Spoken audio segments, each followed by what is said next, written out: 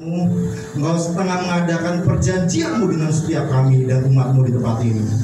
Kami mohon Tuhan, nyatakan segera sesuai dengan waktu-Mu, sehingga setiap kami di tempat ini melihat bagaimana Engkau membuat kami kagum dengan pekerjaan yang ajaib dan dahsyat Tuhan dalam kehidupan kami. Kami percaya bahwa kami sedang menerima di dalam nama Yesus. Terima kasih Tuhan. Berkati setiap sidang jemaat di tempat ini yang sudah datang Tuhan, merelakan hidupnya untuk mendengarkan kebenaran firman-Mu, mendengarkan perjanjian yang kembali Kau utarakan bagi setiap kami, hati demi hati Tuhan di tempat ini. Dari hati ke hati setiap jemaat Tuhan di tempat ini Kau jamah, Kau sentuh Tuhan, sehingga merasakan hadirat-Mu yang demikian dahsyat dan menjadikan kami pribadi yang dibaharui kembali Tuhan. Terima kasih Tuhan, terima kasih Yesus. Kami mau percayakan kehidupan kami Tuhan sebagai umat-Mu di tempat ini, membawa kehidupan kami sekali lagi Tuhan untuk ada di dalam jaminan keselamatan-Mu Tuhan. Terima kasih Tuhan, terima kasih Yesus. Puji dan biarlah kami punya telinga untuk mau menjadi pribadi yang mendengarkan kebenaran firman-Mu, sebagai pribadi yang tunduk akan kebenaran firman-Mu, kedengaran akan kehendak-Mu Tuhan, dan hati sebagai seorang murid Tuhan untuk mengerti bagaimana kami melakukan apa yang menjadi kerinduan-Mu dalam kehidupan kami. Terima kasih Tuhan, terima kasih Yesus. Terpujilah nama-Mu di dalam nama Tuhan Yesus.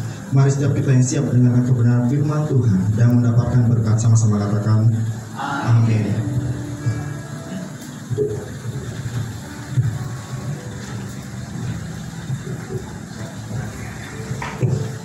Salam. Puji Tuhan saudara sekalian, saudara terkasih di tempat ini. Puji dan syukur terlebih saya sampaikan kepada teman-teman rekan sekalian sidang jemaat Tuhan yang mendukung keberlangsungan acara KKR dan seminar semalam, maksud saya kemarin, sehingga terlaksana dan berlangsung dengan sangat baik. Terima kasih, kalian luar biasa. Tapi terlebih itu saya percaya bahwa pekerjaan Tuhan jauh lebih dahsyat lagi. Tidak sampai di sana saja, karena ada hal-hal baru yang sedang Tuhan kerjakan saat-saat ini. Amin. Saya coba untuk mengerti, saya coba untuk pahami sebetulnya maksud dan tujuan daripada keberadaan hamba-hamba Tuhan sebelumnya di tempat ini itu apa.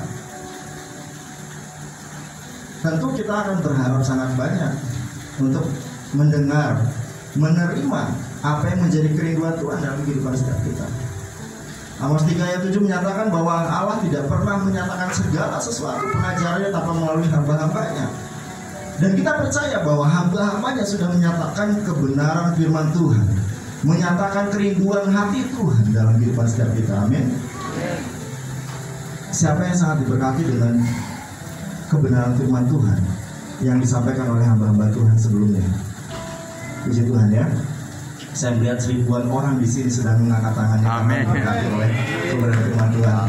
Luar biasa. Haleluya. Amin. Saudara sekalian, saya mau sampaikan bahwa kerinduan Tuhan tidak sampai di sana. Kebenaran Tuhan tidak sampai di sana. Karena ada hal-hal besar dan ajaib yang sedang Tuhan kerjakan dari kebenaran firman Tuhan sebelumnya. Kalau sebelumnya ayat yang sangat menjadi rema buat saya itu adalah Mazmur 73 ayat 21. Gitu. Pahit hati dan sakit pinggang, bukan artian encok ya. Pahit hati saudara. Saya pikir pemazmur waktu itu kok bisa merasakan pahit ya. Sebegitu mereka tinggal di dalam keintiman dengan Tuhan, sebegitu mereka tinggal dekat dengan Tuhan, bermazmur menyembah setiap waktu. Bayangan saudara, di sini katakanlah manusia mana ya yang bisa setiap waktu kecintaannya itu akan hukum Taurat dan kerinduannya itu untuk memuji menyembah Tuhan, mempermuliakan Tuhan. Ada nggak yang tahan seperti itu saat-saat ini? Sulit. Tapi para pemazmur terdahulu melakukan itu dengan penuh kerinduan, datang dan datang dan datang terus ke dalam hadirat Allah, dengan maksud meminta kehendak dan kerinduan Tuhan di dalam kehidupannya. Itu saja masih merasakan pahit hatinya, masih merasakan sakit pikirannya. Tapi kita tidak melihat bagaimana proses itu dinyatakan oleh mereka, para pemazmur. Tapi kita lihat hasil akhirnya, seperti hewan mereka ada di samping Tuhan. Kemudian yang paling penting adalah mereka tetap ada di samping Tuhan ketika mereka merasakan setiap hal yang pahit di dalam kehidupannya. Jadi saya coba untuk mengerti bahwa boleh tidak manusia itu tuh merasakan kesukaran dalam kehidupannya. Sedangkan tema gereja kita, Sinar HGC, menyatakan bahwa tahun ini adalah tahun hujan kelimpahan.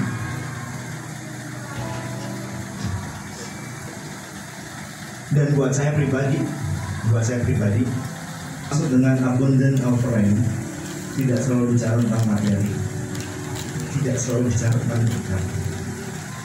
Kalau Bapak Gembala kita pernah menyatakan bahwa berkat Tuhan dinyatakan dengan 3 cara.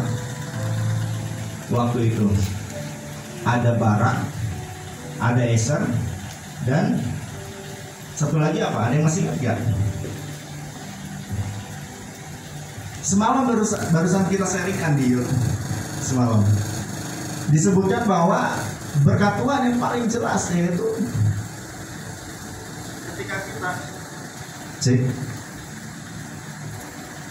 ketika kita mengerti bagaimana kita itu berbahagia, bagaimana kita itu tetap bersuka cita, ada di dalam rancangan Tuhan.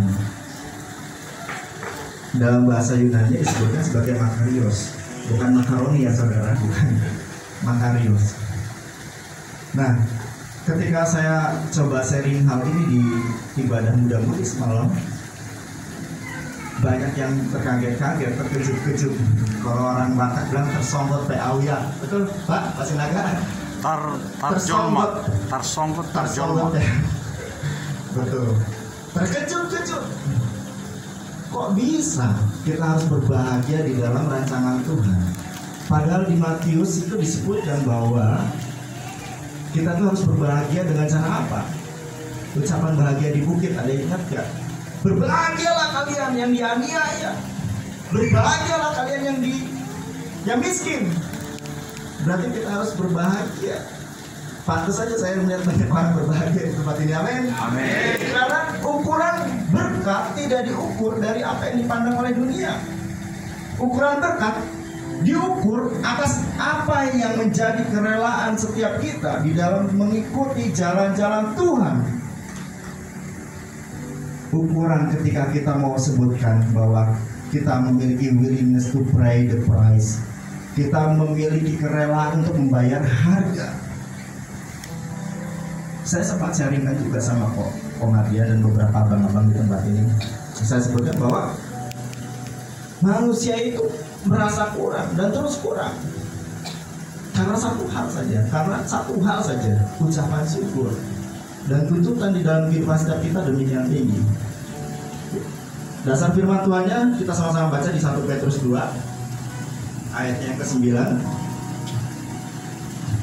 Coba kita lihat bagaimana kita itu disebutkan di dalam Alkitab, saudara.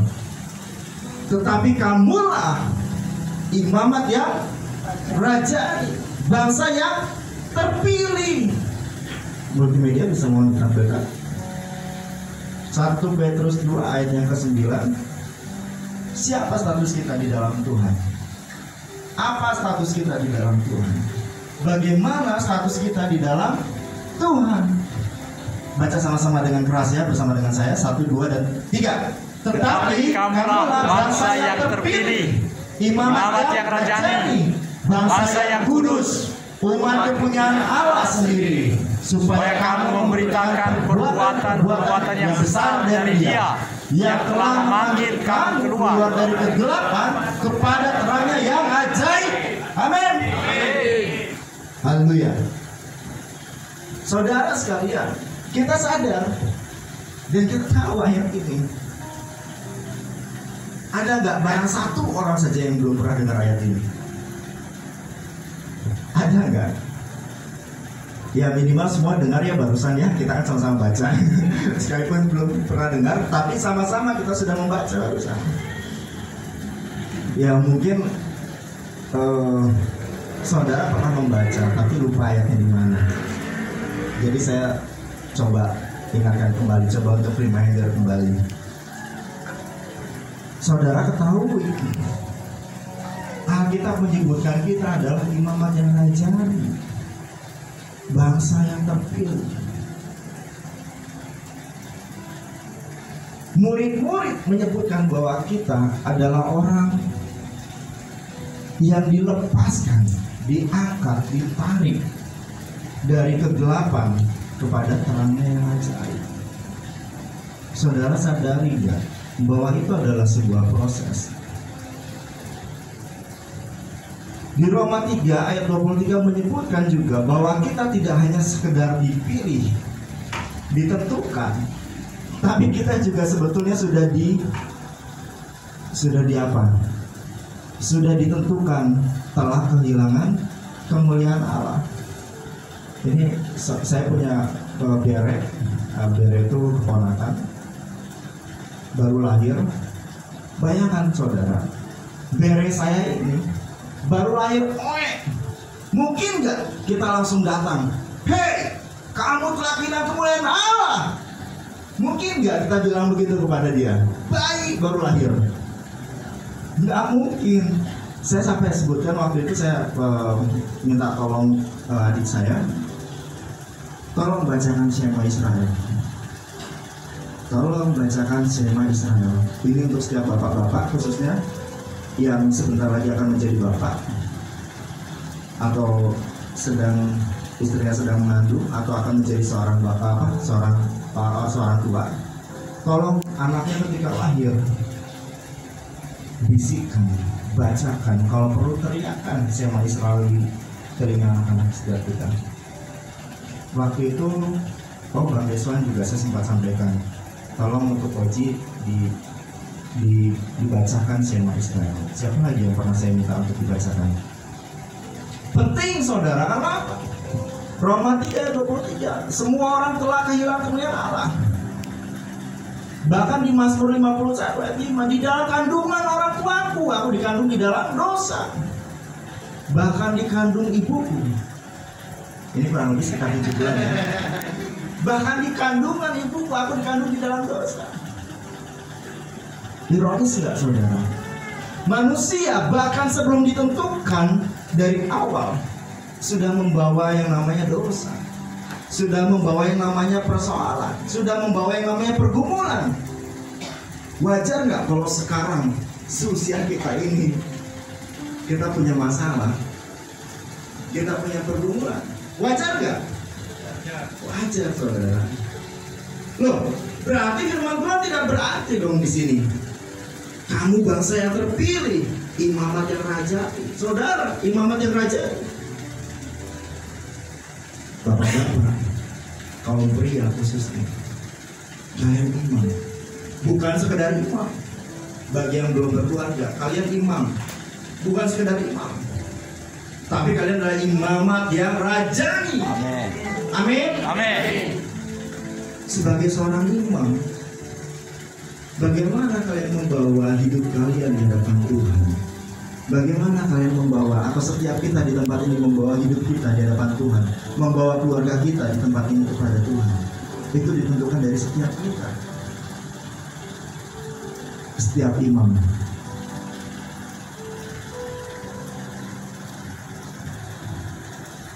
Kemudian semalam juga saya sebutkan di ibadah remaja, selaku anak-anak muda, saya sampaikan bahwa we are living by purpose and design. Kita hidup berdasarkan pilihan, berdasarkan tujuan. Ketika kita hidup, kita memilih. Ya, sekarang saya mau sampaikan. Siapa ya di sini ya? Coba mungkin ya udahlah Bang Afen, kebetulan lewat Bang Afen. Bang Afen punya tujuan nggak? Tujuan hidup? Punya. Mau jadi apa? Presiden? Jangan dulu Bang. Sudah mepet waktu. Wali Kota Bandung. Pampres. Pampres. Mau jadi pampres. Ketika Bang Afen bilang mau jadi pampres, dia tahu dia tujuan untuk menjadi pampres itu harus melakukan apa. Ketika kita sudah punya tujuan, kita akan berjalan kepada tujuan kita itu sendiri.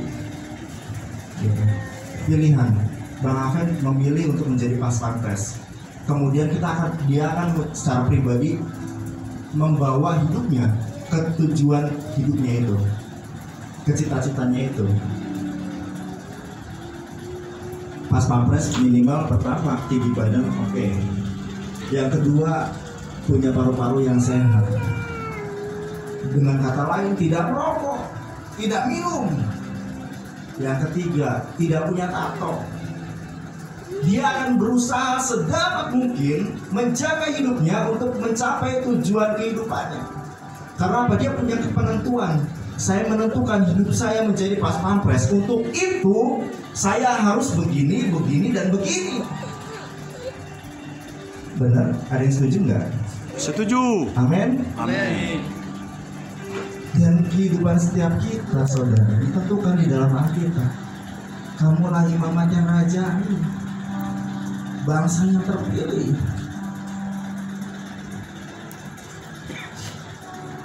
bangsa yang kudus. Yang paling penting adalah umat kepunyaan Allah. Menyambung dari ayat ini, kita kepunyaan Allah, saudara. Bang Helpi, serahkan harta bendamu. Ku jawab ya Tuhan, ku jawab ya Tuhan. Sedikit panas kenapa ya? Ku jawab ya, ya. Amin. Amin. Bang coba serahkan rumahmu. Ku jawab ya Tuhan, ku jawab ya Tuhan, ku jawab ya.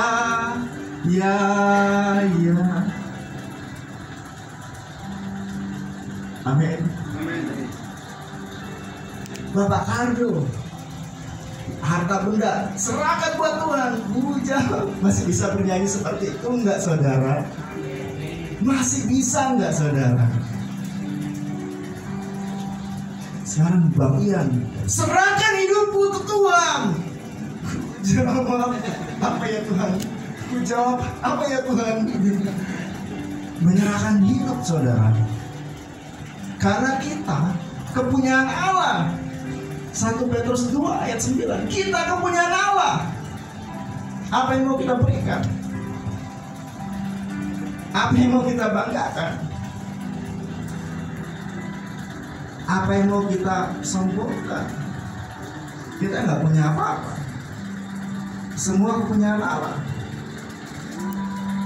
Bicara tahun tentang abundant friend, bicara tahun tentang kelimpahan, kita harus punya prinsip yang mendasar, punya pegangan yang paling tepat di hadapan Tuhan. Sebagaimana Bapak Gembala kita sampaikan bahwa kehidupan kita, kehidupan berkat kita, itu tidak bicara tentang Eser, tidak bicara tentang Barak, tapi bicara tentang Makarios. Ketika kita sudah rela untuk berbahagia, berjalan di dalam rancangan Tuhan, termasuk gesekan, termasuk derita, termasuk penolakan, termasuk kepahitan, rancangan Tuhan juga.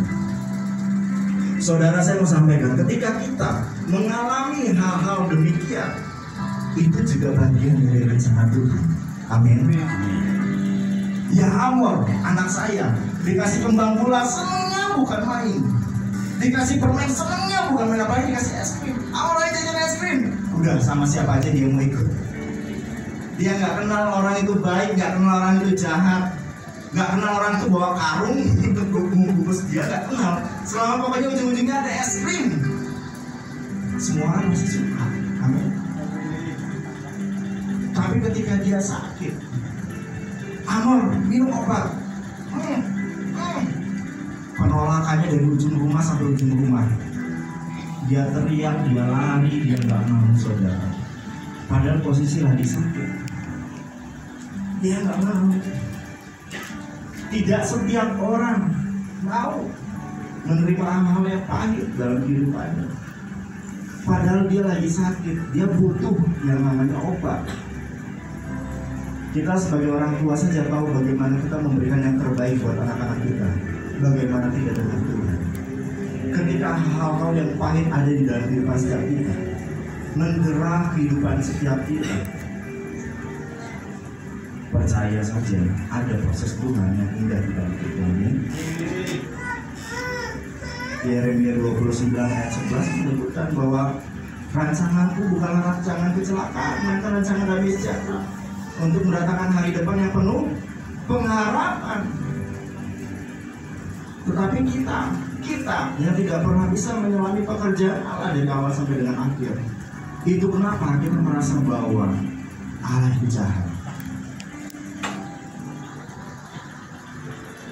Bagi saudara di tempat ini yang sedang bergumul untuk masalah keuangan, sadari bahwa Tuhan tahu persis bagaimana memberi porsi kepada anak-anaknya.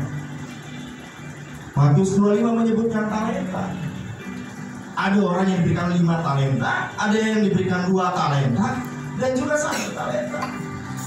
Apakah ketika Tuhan memberikan talenta 1 saja kepada 1 hamba ini, apakah Tuhan berlaku tidak adil? Bagaimana saudara? Menurut saudara, apakah memang Tuhan itu adalah Tuhan yang jahat, yang tidak adil terhadap setiap hamba-hambanya? Setuju nggak? Setuju? Setuju. Tidak setuju. Oh, berarti masih bangun semua. Haleluya. Haleluya. Tepuk tangan dulu dengan aku. Puji Tuhan saudara. Karena saudara berpikir secara kritis bahwa Tuhan tahu bagiannya kalian. Tuhan nggak tahu bagiannya kita. Bukan berarti Tuhan adalah Tuhan yang kejam. Yang satu diberi 5 Tuhan, yang satu diberi 2, yang satu diberi 1. Karena Tuhan paling tahu bagaimana hamba-hambanya mengusahakan talenta yang sudah Tuhan berikan, yang sudah Tuhan percayakan. Sehingga yang 1 talenta itu protes. Kenapa cuma 1? Udahlah, daripada habis kubur. Sampai tuannya datang dan meminta pertanggungjawaban. Tuhan menyebutkan bagaimana, hai hambaku yang jahat dan malas. Sudah yang 1 aja gak bisa dikelola, bagaimana kalau dikasih 5? Persepsi atau pandangan tentang berkat Tuhan adalah ketika kita juga tahu bahwa kita itu bukan pemilik. Tuhanlah pemiliknya. Karena kita adalah kepunyaan Allah. Kita hanya pengelola. Kita hanya menggolang. Ketika Nabi Tuhan datang kepada janda di Sarfat, tahu nggak kalau dia itu berukuran? Tahu. Tapi Tuhan mau perhitungkan satu hal, willingness to pay the price, kerelaan untuk membayar harganya. Tuhan cuma tahu bahwa orang ini akan merelakan setiap hal dalam hidupnya. Saat ini juga saya sedang dipergumulkan dengan sebuah persoalan saudara. Saya dipergumulkan dengan sebuah pilihan yang sangat sulit. Dunia menawarkan banyak hal, tapi Tuhan cuma mau melihat satu hal, bagaimana kita living by design and purpose. Bagaimana saya hidup berdasarkan apa yang sudah saya tentukan, apa yang sudah saya pilih, dan saya fokus terhadap tujuan hidup saya itu. Satu ketika ada satu teman saya datang dari UK, dari England. Kalau teman-teman tahu film Harry Potter, nah itu negaranya lah kurang lebih. khususnya di kota Cambridge, saya mendapat tawaran kerja yang cukup menarik. Teman saya datang ke rumah itu 2 kali, saudara, untuk komit, untuk minta izin kepada orang tua saya mau membawa saya untuk pergi bekerja dengan dia. Ini pilihan yang sulit, pilihan yang berat. Bahkan sampai detik ini pun, ya sekalipun saat ini memang saya tidak dipanggil sama teman saya. Biasanya teman saya selalu video call, ayo kapan.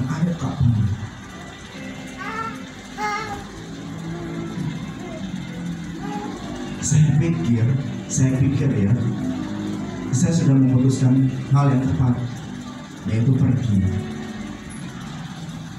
Saya sudah memutuskan keputusan pilihan yang sudah paling tepat, ikut dengan dia dan bekerja.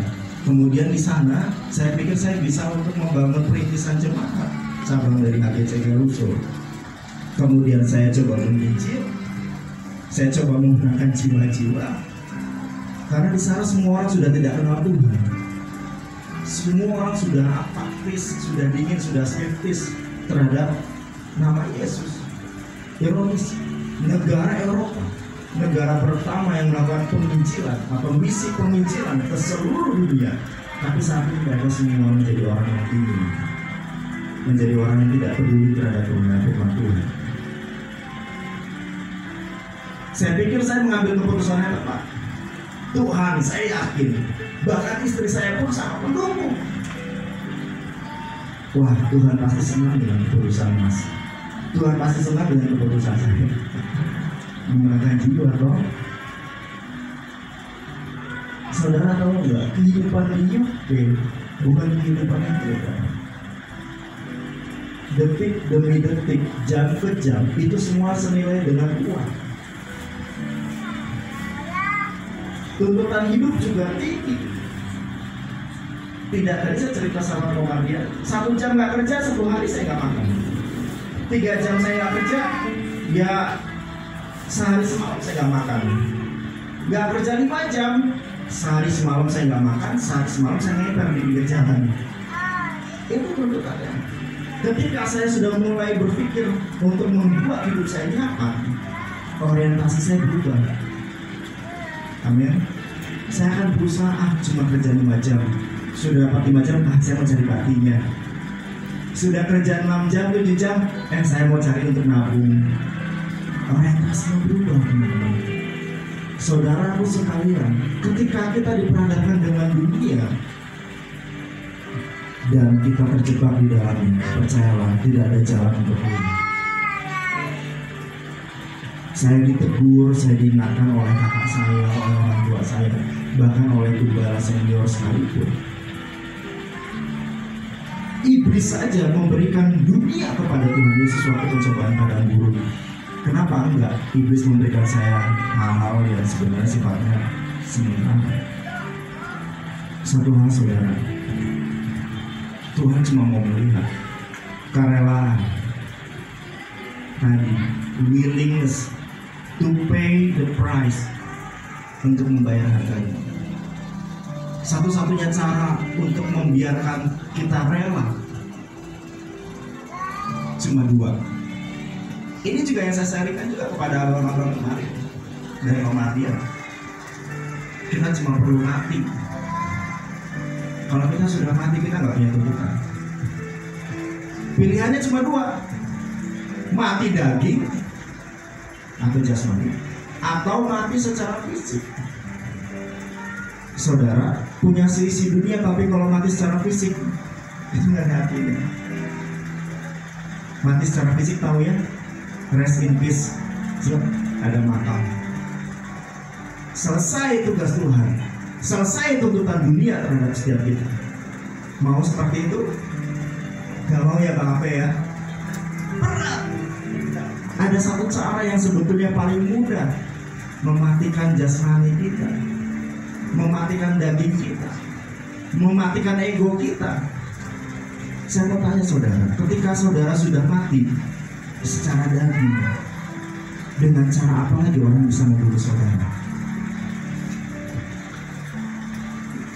Amin. Kalau saudara ketemu orang gila di luar sana, teriak, "Weh gila, weh gila, weh gila." Maaf PDGC ya, saya nggak sebut. Orang dengan gangguan kejiwaan. Kalian teriak seperti apapun, maaf, dia lempeng. Nggak peduli kalian mau ngomong apa. Nggak peduli kalian lempar pakai sepatu atau lempar pakai duit. Nggak peduli, saudara. Karena apa? Dia udah mati jiwa, mati daging. Ketika saudara juga sudah mati daging di hadapan Tuhan, percaya deh. Kamu pemalas. Oh ya, puji Tuhan saya ditegur oleh saudara saya pemalas. Kau tukang pelayanan tapi masih cakap kotor. Oh ya, puji Tuhan saya masih ditegur. Saudara sekalian, kita sudah tidak punya daging, kita sudah tidak punya ego.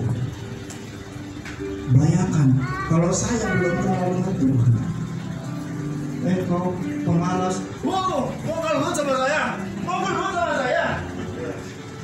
Aku cari kau sampai ke rumahmu. Mana rumahmu? Mana rumahmu? Mana? Aku cari rumahmu ya. Itu kalau kita belum mati secara daging.